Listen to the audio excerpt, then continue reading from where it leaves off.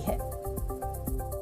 और इसरो के मुताबिक चांद के साउथ पोल पर सल्फर मौजूद है। हालांकि सल्फर की कितनी मात्रा चांद की सतह पर मौजूद है, इसकी जानकारी नहीं मिल पाई है। साउथ पोल पे जो भी जमीन उन्होंने एनालिसिस की, उसमें सल्फर का प्रेजेंस क्लियरली दिखता है। तो ये अपने एक अलग प्रकार की और एक अलग तरीके की खोज कही जाएगी। सल्फर के अलावा चांद की सतह पर कई तत्व मिले हैं। चांद की सतह पर aluminium, calcium, iron, chromium, titanium, manganese और सिलिकॉन की मौजूदगी का भी पता चला है। चंद्रयान 3 ने चांद पर पहुंचने के 5वें दिन यानी 28 अगस्त को इन एलिमेंट्स की खोज की थी। अब सवाल उठता है कि चांद की सतह पर सल्फर मिलने से वैज्ञानिक इतने खुश क्यों हैं?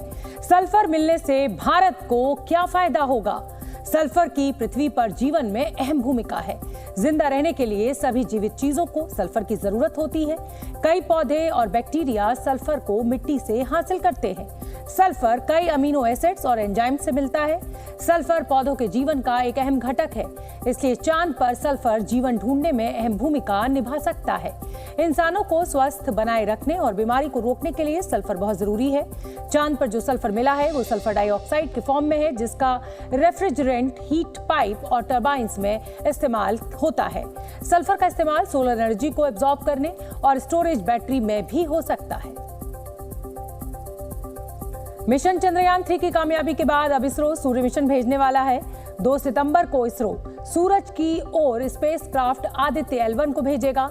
इसरो ने लॉन्चिंग से पहले तैयारियों की तस्वीरें जारी की हैं, जिसमें स्पेसक्राफ्ट आदित्य L1 को सूरज के पास ले जाने वाला रॉकेट PSLV XL दिखाई दे रहा है। यही रॉकेट आदित्य L1 को ऊपर ले जाएगा। इसरो ने एक और तस्वीर जारी की, जिसमें स्पेसक्राफ्ट आदित्य L1 को रॉकेट PSLV XL के अंदर लोड करते हुए दिखाया गया है।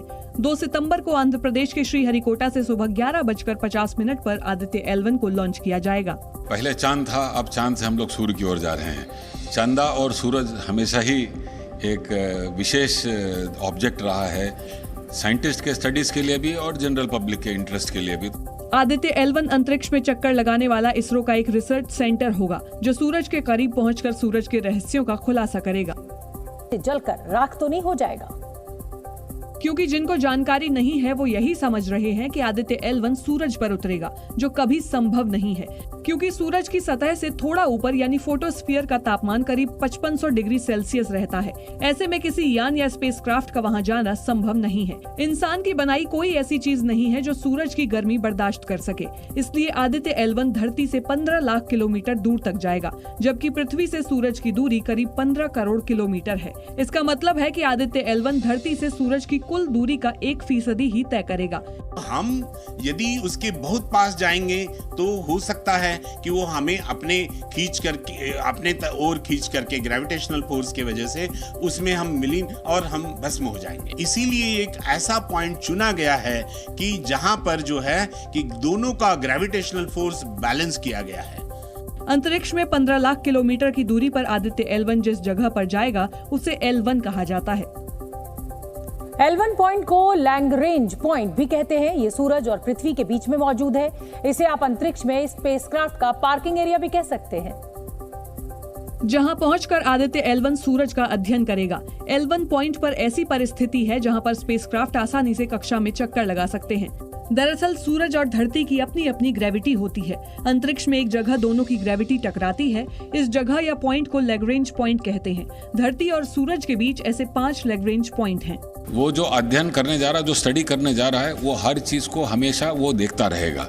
इसीलिए इस ऑर्बिट में इसको लॉन्च करते हैं और इसीलिए इसका नाम आदित्य L1 है। L1 पॉइंट पर पहुंचने के लिए आदित्य L1 को 120 दिन यानी 4 महीने का वक्त लगेगा। L1 पॉइंट पर तैनात होने के बाद आदित्य L1 वहां 5 सालों तक चक्कर लगाते हुए सूरज के बारे में जानकारियां जुटाएगा। सवाल यह है कि आदित्य L1 को